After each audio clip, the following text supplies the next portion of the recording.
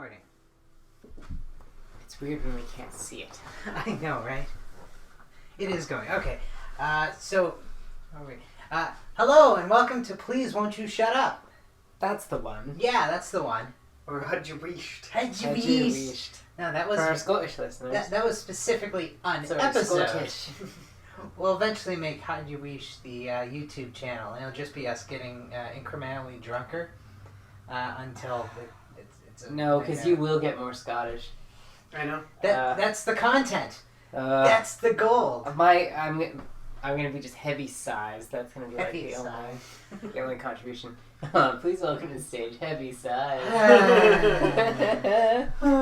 We have some good news to open up with. First of all, on YouTube, we've hit 250 followers, subscribers, what have. Really? Yes. Wonderful. Amazing. Our show... Of course. Oh, yes, of course! Of course we have. Thank you. Our show, Tales from the Gutter, even though there are only 3 episodes of it, have as many listens as all of Industry is Doom. So clearly we're doing something there. Wow. Okay.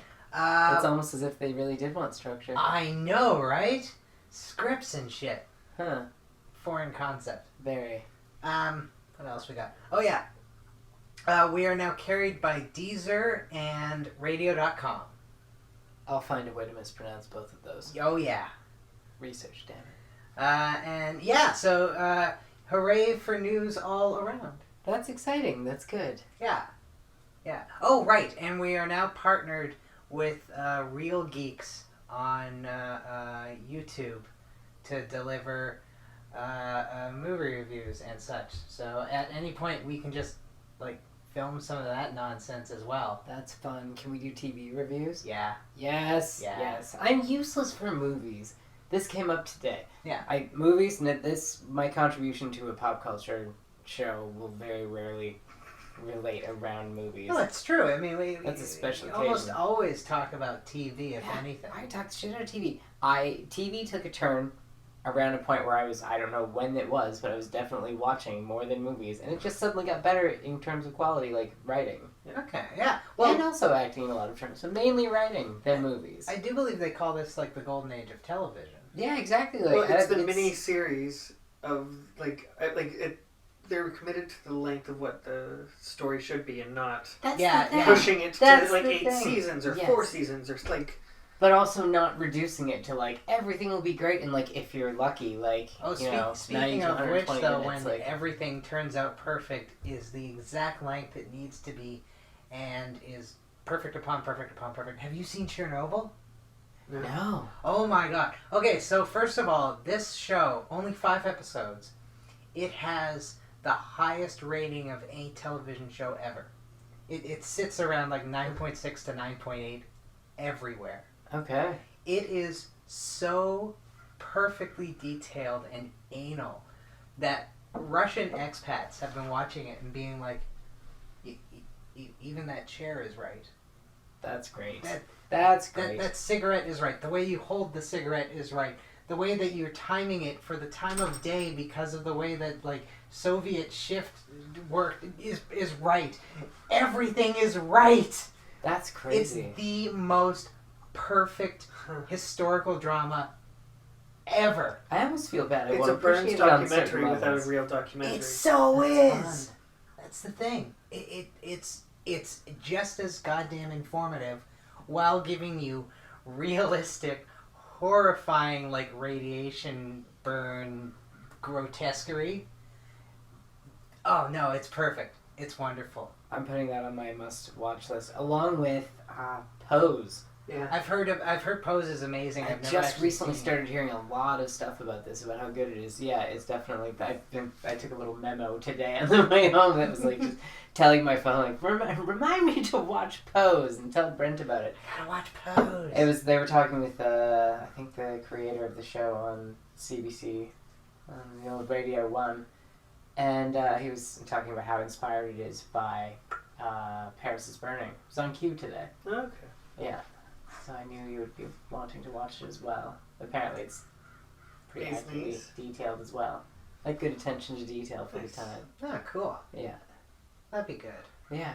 Yeah, no, I've heard nothing but good things about it, but it's totally one of those shows that's like, I have so much to watch that I'm not disinterested. No, it's just you're in the eventual pile. Well, exactly. It's on a potential future episode we will talk about because we just all kind of started hearing things about this all at once. Yeah, and I think its second season just beginning. Is it that late into it? I believe, yeah. Okay. I believe it just speaking of the end of things, did you watch that really sad documentary that was like the 9th episode of Game of Thrones of the season? No. It's like an hour and a half making of for the season. And it's like, oh, you all tried so hard. Oh. And it was so bad. It was so bad. And like they kept going back to this one How much guy. of a eulogy did we give on this show for Game of Thrones? Because Such.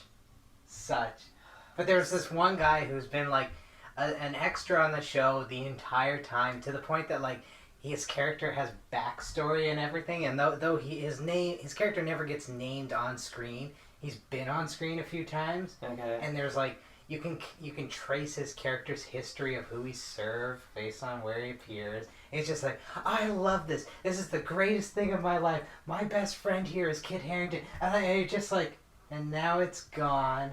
And it ended horrible. Terrible. And no one is happy with it. And you must just be, because he's the biggest Game of Thrones nerd on earth, you must be miserable now. Poor guy. Sad. Yeah. You gotta, it turns sour in the mouth is what happened. Yeah. It was inevitable because it was that popular. Well, like, when like Battlestar took that path before it. Exactly, but that's almost like the success of the MCU is both depressing and wonderfully gratifying. I'm so happy it landed perfectly. It makes everything around it that failed all that more frustrating. Yeah. They had 10 years. You had 10 years. Mm-hmm. How did you fuck up and they didn't? Mm-hmm. Damn it. Damn it. They are involving, like, people in wasp costumes and giant purple-faced men with scrotum faces and talking raccoons with machine guns, and you fucked up. How? Yeah. You wanna know why? It's because they didn't do a movie. Yeah, no, it's true. I think they needed a longer time span to wrap everything up and to really spin that web. Oh my! Could you imagine the hype if this season had ended with the Night King conquering King's Landing? Everything seems to be shit. It goes to black, and then a date comes up and says it's going to be a 3-hour movie in a year and a half. Yeah. And it's just, fuck, here's my money. There would be riots. I only want to live for this. And it would be much more satisfying than what actually happened. Oh my god, it would be so... And it would just be a bloodbath of a film. Yeah. But with a $500,000 concerted budget. Directly right at just... Because everybody in the show is doing movies. Yeah. Well, exactly. Everybody is doing, why wouldn't you say, do it at the same time? Yeah, except for two things. Kit Harington's not doing movies, and that's not just because he's in rehab. It's specifically he doesn't seem to like it. Oh, yeah. And Gwendolyn Christie's not doing movies because she's currently doing A Midsummer Night's Dream on Broadway, and she's Titania, and she seems to be having the most fun on earth. Well, that's great. Because she a lot of her time is spent on one of those hanging trapezes from the stage, and she's done up in green silk and tights. This is brilliant. Yes, yeah, it is, and she just floats above it as this giant fairy queen. That's amazing. And you're wonderful. That is fantastic. You make the show mute. I don't care. Fuck Shakespeare. I'm here for this. No, that is great. I want her to play Peter Pan in a classic stage pantomime. Just lumbers up to Wendy, twice her size. You can fly, whoosh, through the window. We're all perpetually kids here, are you now? Are we? Giant thing. Your pituitary gland, eh? Hasn't heard that news. Okay. Man, we really diverge. Oh, we so diverge. We had a plan. I want to do. The plan is kind of, I think, according to the chalkboard, the plan is generally women in comedy. But we also have to touch on Picard because it's been so long. We do. Well, let's nominate Picard for second. Yeah. Alright with that? Alright, because we just watched Ali Wong. What was the title of that? Hard Knock Wife. Hard Knock Wife. Yeah. Fucking hysterical. Fantastic yet again. Yeah, we had never watched Baby Cobra. I don't know why. And then because all of a sudden she just appeared on YouTube and now in our awareness because we've been watching Tuca and Birdie. Tuca and Birdie, yeah. We'll get to that. Tuca and Birdie's fucking hysterical too. But just this little YouTube clip, she was screamingly funny, and we basically watched the entire new special, over breakfast this morning. Yeah. Really, really, really fun, and seeing it again tonight with you. Oh, it was a fantastic special. I think one of the reasons I find, I've never understood the whole thing about people finding it funny, the concept of women in comedy. Yeah, some of the best comedians absolutely are female, performers, and they always give the most complex performances. It's true, but for me, I don't even think it's that well formed of a appreciation.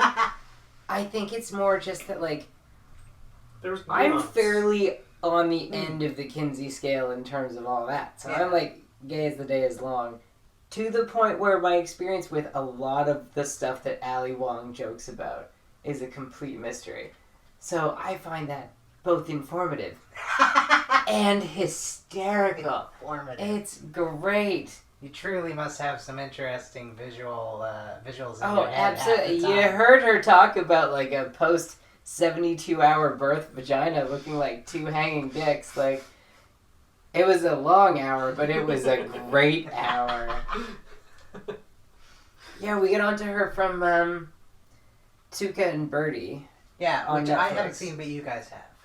We burned through it, which I was really surprised because... It's a really light and airy, animated series, and it's just fun.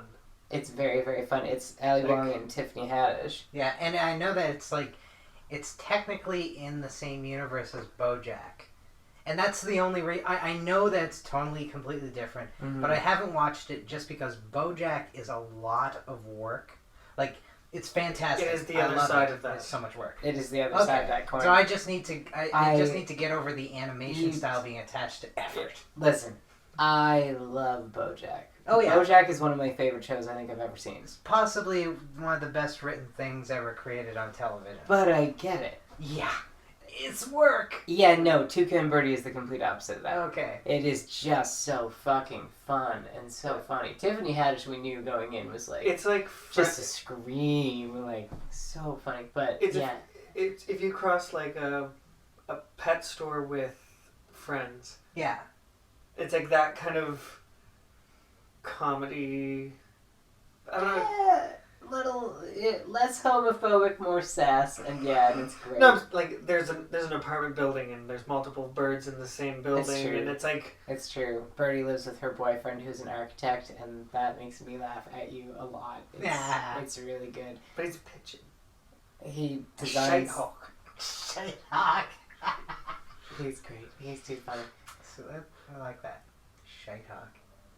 I always thought shit hawk referred to gulls. Not pigeons. Oh, it's cross. There is no single species. No, pigeons are sky rats. Sky rats. No, if they there are certain birds that are just shite hawks. They just. There are shite hawks, and then there are shite hawks. Yeah. They're just very bad at being hawks. Yeah. This is taking a turn. You're telling me. This is why I find women so funny, because I live with you and you are not funny. You're just a pun man. Awful. Oh my god. Yeah, we've been watching a lot of women comedians lately. Tig Notaro's new show. Have you seen her little new? Very fun. Her little new. It is very little, but it's it's on Funny or Die. Funny or Die. Funny or Die. Yeah, and it's Under a Rock with Tig Notaro. I haven't watched Funny or Die in so long. Again, it's just YouTube just brings these things to us sometimes, and it's her interviewing a celebrity guest, and she has no idea who they are or what they do. Oh my god. And it's great. Like, she had on Claire Bowen from Modern Family. Yeah. No idea. No resemblance at all. The whole premise is that Tig Notaro is just so ignorant of pop culture because she doesn't pay attention and doesn't watch television or movies. Yeah, that's totally not her. It's completely plausible. It's wonderfully right up her alley of humor because pop culture. You never look at Tig Notaro and go, there's someone who has their finger on the pulse of of the entertainment business. No. Well, no, I would say the business probably yes. Of the product? Yeah, the product. Yeah. No. No, it couldn't be. That's bothered. almost why I love that she's in Star Trek, because it's just great. We got a special guest star. Okay, who is it? Tig Notaro. Why? Yeah. And we're gonna keep her around. Why? Fantastic. Yeah, perfect. Thank you. Her character's great. I love how more times out of not her answer when Scotty would give a super in detail one or any other character would just go into stupid details. She's like, I don't know. And that's it. That's the line. I don't know. Yeah. Okay, cool. Awesome. We're gonna die. She's perfectly deadpan. Oh, she's just great. Wonderful. No, she is a great addition to that show. Which I still have reservations about going into the next season, but I'm excited for. But it's done the right thing in the Star Trek pattern of first 2 seasons shitty, next few seasons good. They have to find their footing, and I'd like giving them time. I'd like to kind of figure it out. You can make mistakes, and it was better than. We'll forgive you, but season 3 get it. Anything is better than TNG's first season. Multiple episodes of the original season are better, or the original series are better than TNG's first. Oh, season. no doubt. Some of the very first episodes. Multiple. Yeah, some of the very first episodes of the original Star Trek was such bottled up stories of no, I wrote this years ago and I've been working it for decades and it's perfect. And it's that was perfect. And then you followed it up with a lot of nonsense about Romans with television and Abraham Lincoln. Yeah. And tons of weird tribe. Yeah. But season 1 is bad. Oh, so bad. So racist. Here's my concern. About the new Picard show. What are the Klingons going to look like now? I think I was actually conveniently thinking about this earlier. So Paramount seems to have taken an approach that there are 3 distinct eras of Star Trek. There's original Star Trek, which looks cheap, very colorful, very garish, very space opera-y. There's TNG era, which is responsible, typical storytelling, blah blah blah. And then there's the Discovery era, where it's modern television, everything's hyper-tech modern and all that.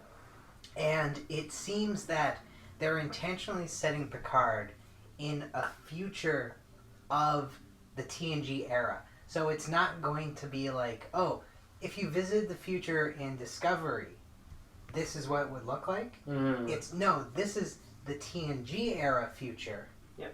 It's not that they're separate, it's that you're visiting different lenses of the same universe. Yep. And so it will look and act just like Voyager, DS9, etc. instead of Discovery. I'm down with that. Yeah. No, I'm super down with that. And it gives I really like the TNG. Yeah, exactly. I want to see an updated TNG look. Yeah, it's not dramatic. As you can tell from the outfits, it's not dramatically updated. And this is what I've been yelling about the whole time, is that I want is a continuation of that. So certainly can't complain now. And I'm also thinking about it. If you travel 20 years from the last time we saw them to now, styles can change. In other portions, Klingons shave their hair at war when they're not at war. So there's different. Oh, you could bring in those ideas. You mean? Yeah, there's overlapping ideas. But they've never done it historically. They did it once, and it was Christopher Plummer's character. And Christopher Plummer himself came up with that concept. Is because my character is always at war. He's always he always has his head shaved. And that's why I'm bald. I It has nothing to do with I don't want to wear one of their giant wigs. That's great. Yeah. So he came up with that. I enjoy Christopher Plummer a lot. I know an actor who met him and had to work with him, and he says, I've never known a bigger asshole in my life. That's hilarious. Yeah, just like the most full of himself person. He knows he's Christopher Plummer. Thank you. Oh, God. That's great. I still enjoy his work, but I'm glad I don't have to work with him. Yeah. I'm also glad others aren't like it. Like, no one ever says that about Ian McKellen. Ian McKellen doesn't go, yes, I know. I love delving into those Reddit threads sometimes where it's like you get a lot of people backing up stories, good and bad, about various famous people. It's a terrible guilty pleasure. Oh, yeah. Like, It's wonderful. it's super fun. Apparently Keanu Reeves is amazing all the time. All the time, always, in every aspect. Mm-hmm. Keanu Reeves is perfect. Mm-hmm. Yeah, that's it. That's the tweet. Yeah, I'm fine with that. That's kind of, I like living in a universe where Keanu Reeves is lovely all the time. I love that he is like that, and yet he looks like Hades.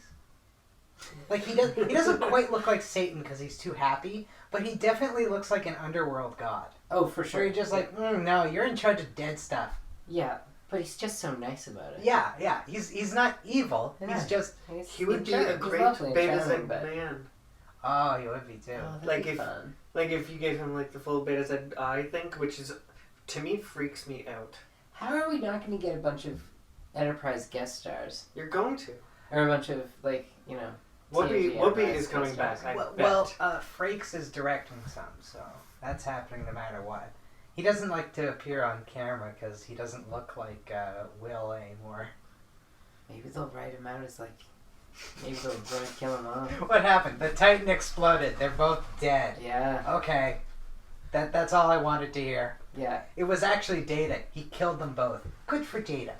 Data's dead, remember? No, he's not. Data's dead, remember? No, in the canon, I'll they just put his brain arrow. in B4. Yeah. What? Time's arrow. Anything is possible with Data. Yes, exactly. It's true, but he was They've coming back connected two at the end different of... body parts in two different time frames, and he's walked forward in time. It's possible.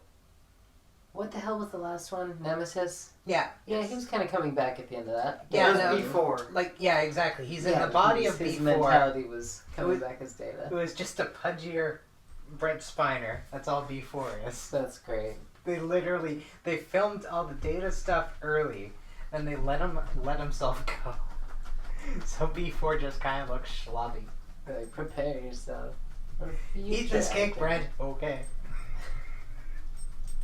That's the roll of a lifetime for me right there. Just eat this cake. Roll of a lifetime, I'm living it. Just not on camera. Good cake, though. Good cake. But Quentin Tarantino announced yesterday he's still going forward with his sweary Star Trek. I haven't heard anything about this swear. It's quite simply, Quentin Tarantino wants to make a Star Trek, and Paramount is considering letting him make a Star Trek. Here's my that could be great. balance. Only make movies. Only let shitty directors make Star Trek movies. Shitty director. He has sometimes ruined things. He has often ruined things. He goes too far sometimes. He really likes saying the N-word. Star Trek is a sacred place of like not harsh, brash. Like it's an ideals, and he's a bit more aggressive. I don't know how I feel about it. They will not let him say the N-word in the 23rd Yeah, they century. will. They will not. It's part of his contract. It's specifically he's calling it sweary Star Trek. That's no. You can be just as impactful. What's the context in the way that universe has been described that allows for racial epithets? Within canon. Like, there's no further details except your worst nightmare. No, it'll probably be something like Jake Sisko dropping it casual. That would be hilarious. I I love like his. Commuter he only ship drops it or casual something. when his dad's not around because Ben Sisko would be like, that noise. I will beat your ass. Avery Brooks just crashes through the set Brooks wall and screams, yeah. "What did you say?" Yeah. No, What have I told you about that word? It'd start with part of Avery Brooks is now getting played by the God character and Penguin's guy. Morgan Freeman. I would be like, okay. Like, I would just, in my brain, just be like, you are now Cisco. Speaking of respectable black men, I... formerly so. Formerly? So we had a Bill Cosby moment the other day, too. Yeah, alright. What was it? Oh, we somehow got talking about how, what was that sequel to the Cosby Show? A Different World? A Different World. Yes. How it got canceled, basically because Lisa Bonet, like, posed topless and acted in a sexy movie. And I remembered when they were talking about this, about how Bill Cosby used to, like, he got semi-famous there for a while for lecturing young black men about their responsibilities to the black family and black women and pulling up their pants and a bunch of generally, like, nonsense, surfacey shit that appealed to, like, middle-aged white audiences, presumably more. Pretty much, yeah. Meanwhile, oh my god. Meanwhile. Yeah, just putting a bit of, what's the rapey drug? Rohypnol? Rohypnol, yeah. There's always room in Jello for Rohypnol. There's stories going back to the beginning of his career that are, like, confirmed. He's been doing that shit since before Barbra Streisand was famous. It is a ridiculous... Like, that's something like 70 years worth of holy shit. It's like, what's his name in England? Jimmy Savile? Oh, yeah. Yeah. Wait, although that one, at least great. Jimmy had the I don't know, asset of looking the part. Jimmy Savile was definitely a very sex offender-y looking guy. Oh, yeah. Yeah. That haircut. Yeah. Yeah, Bill Cosby... I love The Cosby Show, and now it's gross. You know what's really weird is watching... I realize it's a terrible thing to be sad about in the light of everything he's fucking done. Like, in the grand scheme of things, I'm not the one who's been wronged here. Yeah. But, it's gross. And, they obviously, they don't play Cosby Show anymore on reruns. No. But every now and then you can catch the Boondocks. There's a cartoon about... Bush-era cartoon. Okay. And it's based on a comic strip about black characters. And it's all written by black writers, and they've got a ton of guest stars, like Samuel L. Jackson plays a character on it, who is based on George Bush. No, based on Donald Rumsfeld, and Charlie Murphy plays the George Bush character, and they're two white idiots who roll around talking like Charlie Murphy and Samuel L. Jackson. And they're rich, and they're always heavily armed. And everyone is just like, whatever, they're two rich guys. And like a black person coughs, and they get shot. and you'll always have these two just like standing in the middle of it, never bothered, perfectly fine. And just like, the fuck you looking at? You have to watch it. But there's a character called Grandpa on it. And, he's like... supposed to be the respected elder, and there's a bunch of episodes in the first season where he constantly corrects everyone. Dr. Bill Cosby. He's my hero, Oh, God. And it's just like... I forgot all about Dr. This Bill age Cosby. so bad. Oh, Now, it works because, A, there's a possibility the writer knew about it and was playing up to the foolishness of the character. Mm-hmm. And B, if he didn't know about it, it makes the character all the more foolish now. And yeah, but darkly hilarious. Holy shit! Yeah. Yeah, that has aged badly. So bad. It's such a weird It's all obviously very surfacey to us, our impact of Bill Cosby being a sexual criminal. Yeah. But it's weird how pop culture can be completely destroyed by the creator, being responsible for something terrible. Here's things. And there's levels of it, too. Oh, yeah. But, Fat Albert used to still be marketable. Mm-hmm. You could still sell Fat Albert products. You can't anymore. Because no one wants to have to deal with something that is owned by Cosby, even though, he's barely connected to it. Mm-hmm. No, but it's true. But it's reminiscent of, and you don't want that either. Exactly. Yeah. Even though there was a film out starring Keenan. It should be Keenan's thing. Mm-hmm. But it's too tainted. Yeah. So powerful is the taint, it can't even get over Keenan. Yeah. Fuck.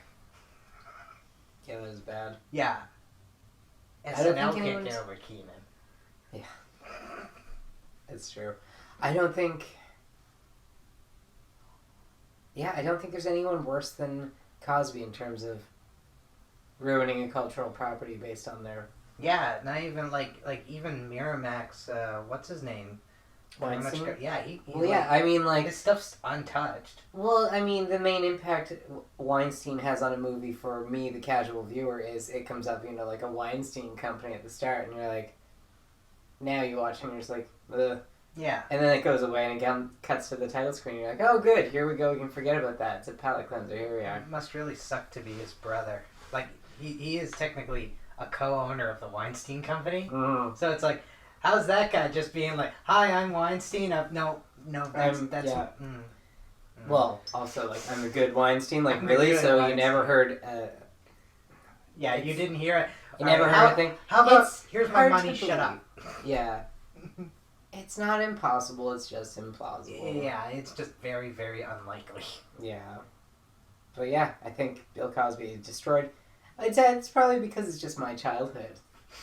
Like, I remember staying up late to watch the Cosby What about Show Claire? at that age. Like, it was Yeah. That's the thing that bugs me. Felicia Rashad is awesome. Claire Huxtable was fantastic. Like, let the record show that Claire Huxtable was fantastic, and now there's no appreciation left for her. There should be they should have a comeback with the Claire's house. Like how they did with Roseanne and the Yeah, Connors. just like have her come back and just be like... I think that was I floated. don't know. I think you should move on. Well, yeah, like drawing attention to... They should do something where it is explicitly copying it, but to make sure that, like, no, it's not. Even better, have her come back to Picard as Dr. Huxtable. Oh, that would be so mean. It would be perfect. Nope. No, I've got it. What? Bring the Cosby Show back. Yeah. Bring everyone back except for Bill Cosby. Call it the Un-Cosby Show. Call it anything you want as long as the lines with that. It's exactly the same family, except Dr. Huxtable is now in prison because he was a secret sexual That's where I thought you were going time. immediately. That would be So wonderful. the entire tone of the series is completely changed. It's all canon. Everything still is just like, Yeah. remember that time? Yeah. Yeah. Yeah. Remember when he lectured our entire class on, moral responsibilities? Yeah. That was the week before he drugged and threw our teacher in a trunk. Like, yeah. That would be the most... It's not a sitcom anymore, obviously. Oh, no. It's It's a therapy. It is a It's therapy. like a 1 hour drama, and it's like an intense examination of the Huxtable family in the wake of this. Oh, God. It'd have to be like a 6 Feet Under style center. show where Yes. it's Yeah. like darker Yes. tone. I would watch the fuck out of that. God, that would be I can so see it working. depressing and cathartic and Yes, it would be so heartbreaking. good. It would be so good. Oh, at the end of it, it would just be like the entire show would just be shattered in pieces on the ground. I'm picturing Felicia Rashad having like a complete screaming meltdown and throwing shit at the television about Donald Trump being a misogynist because she just can't handle anyone having any negative impact on women right now, thanks. Like, just complete ballistic meltdown. Then I want to see Claire have that moment. And then, then come back. You're fine. Then I would want to see something that was Fine, but you're from the tough. same time to do like a parody version of that. Like I would want Fresh Prince to then do a serious episode, but it would be tongue in cheek the whole time of just being like, oh yeah, no, we get it. You want the serious comeback. So all right, serious face. And Uncle Phil's dead. Is that serious enough for you? Yeah, exactly. Uncle Phil's dead, and that's what. But the whole thing is just like, is he going to do the Carlton? But it's still an awesome He's farce. too sad to do the Carlton. He'll do the slow Carlton. And He'll only do one the Aunt Viv is in morning the living room Carlton. and the other Aunt Viv is in the kitchen. No, and cast they never them both. cross. Cast them both. Use them intermittently throughout the scenes. That'd be Just pop amazing. in and out. For 3 white people, we're doing an awesome job of rewriting the Cosby Show. Truly, we're probably Fresh being Prince of Bel-Air. horribly offensive. No one's idea is this fucking good. Did you hear about the new Cosby Show idea? Jesus That Christ. is a fantastic. I can't decide if I want to see that applied to Fresh Prince or Family Matters, though. Like, find out that... I don't want to see anything applied to Family Matters. You don't want to. You don't want to know if what's his name grew up to become a terrorist. I do not care. I do not care. He killed 700, and then asked for cheese. What? I'm trying to remember his name, and it's frustrating. Urkel? Yeah. He killed 700 people? I don't know. In my headcanon, Urkel becomes a terrorist because for cheese. You never know with these people. Terrorists do stupid shit. He turned into That's Stewie not the worst from idea that Family show Guy. ever had. No, I know. How many people went upstairs on that show and disappeared forever? That show had aliens. Yeah. That show had disappearing core cast members. Yep. Just erased. Speaking of disappearing core cast members and aliens, why was Mork and Mindy set in the 70s? I've never seen a single episode of Mork and Mindy. Oh, it is not very rewatchable. It's terrible 70s nonsense. All I remember is Nanu Nanu. I was just about to ask if that's what Nanu Nanu was from. That's all I know about it. This has just been frustrating me for a week since I remembered it. Happy Days is the show it spun out from. Happy Days takes place in the 50s. Happy Days had a bunch of spin-offs. They all took place in the 50s or the early 60s, appropriate times. Mork and Mindy takes place in the 70s. Fuck you. But was... I've never seen Happy Days. Not a single minute. If you've seen that music video, Buddy Holly by Weezer, you've seen Happy Days. Okay. You've actually seen the best episode of Happy Days. When was Happy Days filmed? Like for the a live 70s. studio audience. 70s to the 80s. Okay, so it was basically like that 70s show of its time. And it went through so many cast members and so many, like... So it was basically that 70s show. Yeah. No, like, it was the original one to make kind of those jokes. Like, I know that Well, it was the original Jump the Shark, I know that. yeah, it was the original Jump the Shark. But by the time you reach Jump the Shark, you already had, like, a bunch of characters simply walk off and they, like, explain it as, like, oh, someone went to war, or, oh, they went to college or some Went shit. to war. Wow. Yeah. The Fonz had, by that point, completely changed his character and was a cartoon. Like, he started as kind of a tough guy, serious character who rode a bike. Mm-hmm. That's it. Everything else that you're thinking of when you think the Fonz, that's after. That came after they reached the point where they're like, let's just make him a cartoon. Bizarre. That shows the weirdest damn thing. Henry Winkler's that? Yeah. Yeah. He's adorable. He is. He's just precious. Our Women in Comedy segment degenerated a lot, but it ended up with Henry Winkler, and I feel like that would be... That's not a bad thing. You know what? We did get into Bill Cosby for a little bit, which was probably not the most tasteful treatment of an episode about women in comedy. But we ended with Henry Winkler, and that's nicer. Yeah, or is it, more open-end having the conversation? No, it's probably I think the horrible. important part is we plugged the shit out of 2 Ali Wong products and also gave Tiffany Haddish a shout-out because she is also great. Yeah. Let's call that a success. We'll go with that. Alright. Well, it's 40 minutes anyway, so... Yeah, fuck it. That's enough content. We have other shows to move on to. You can listen in at... What are we at? Oh my god. Please won't you shut up. We are available on Audio Boom, Apple Podcast, Deezer, Spotify, Stitcher, Radio.com. Something else I've completely forgotten about. And YouTube. Also, look us up on Patreon at patreon.com/HereEgo. / what? HereEgo. HereEgo. There you go. Plug that product. There we go. Subscribe, download, like, share, tell your cousins about us. Nail us behind the barnyard. Whatever. Yeah, your cousin's behind the barnyard. I don't suggest that. That was his suggestion. That's a Blake original. I'm from Nova Scotia. Can't help myself. You're from a very important part of Nova Scotia. No. No. It's sad because it's true. Oxford. Oh, All right. Goodbye.